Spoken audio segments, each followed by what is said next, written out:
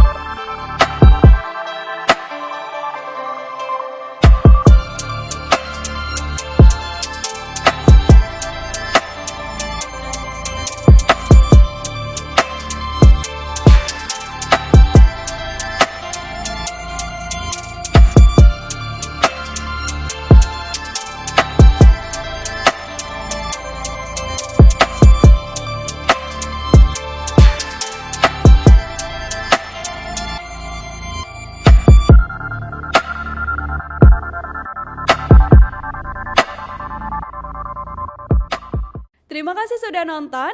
Jangan lupa like, subscribe, dan share ya.